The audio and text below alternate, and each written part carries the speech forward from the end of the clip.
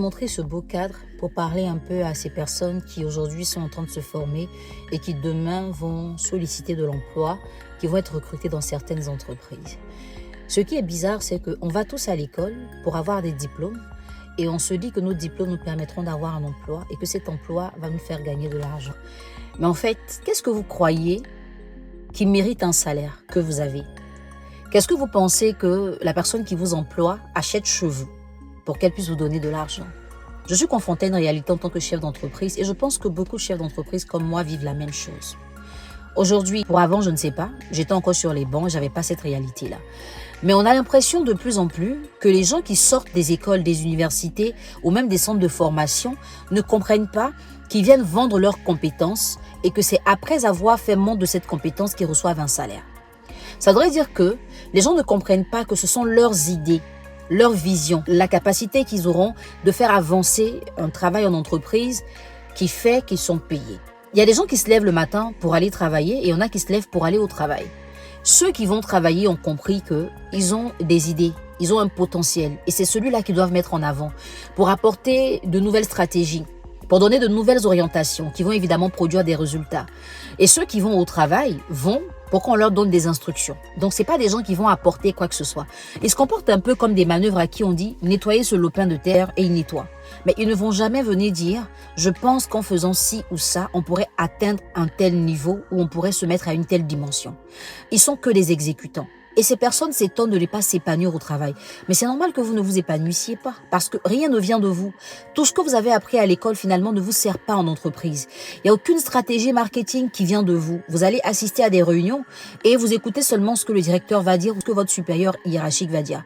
Votre rôle, c'est d'exécuter.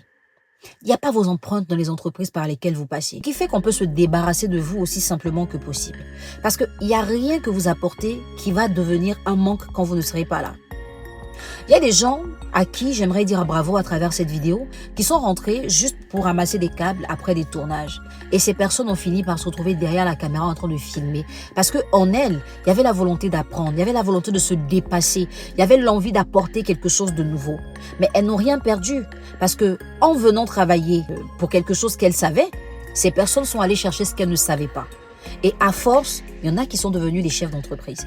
Je me souviens bien, quand j'étais sur une émission musicale de RTI2 que je travaillais avec Mohamed Kanté, bonjour grand frère, quelqu'un qui m'a beaucoup appris dans le domaine. J'étais chroniqueuse au départ, mais je ne faisais pas que faire ma chronique. On avait des séances de briefing qu'on faisait, mais j'assistais aussi au montage.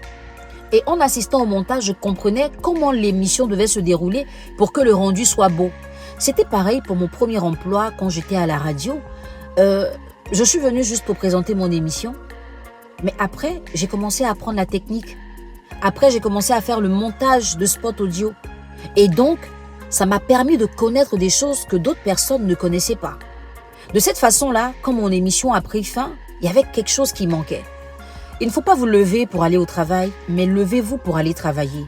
En vrai, le chef d'entreprise vous paye pour bénéficier de votre compétence, de votre potentiel. Si vous n'en avez pas, ne soyez pas fiers de recevoir votre salaire tous les mois. Paiera votre salaire. Mais après, il faut que vous vous sentiez vraiment utile.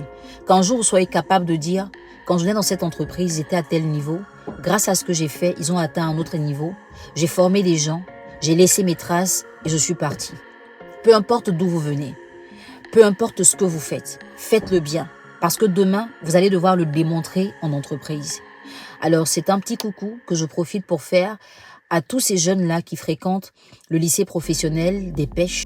Je vous souhaite beaucoup de courage, beaucoup de force. Vous êtes formés à la menuiserie des eaux, donc fabriquer les bateaux.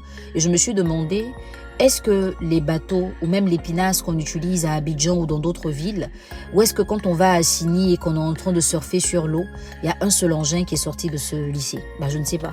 Si vous avez fréquenté l'école ou que vous avez des informations en rapport, ce serait pas mal de nous les partager. Il faut bien qu'on sache aussi, parce qu'on ne savait pas, si nos petits frères, nos grands frères et tout ont contribué à ces belles choses que nous regardons et on pourra les féliciter pour ça, on pourra les encourager. En tout cas, je souhaite à tous et à chacun de passer une très bonne journée et puis restez connectés sur cette page. De belles surprises vous attendent. Si vous n'êtes pas encore abonné, n'hésitez pas à le faire. Il y a mieux qui arrive derrière.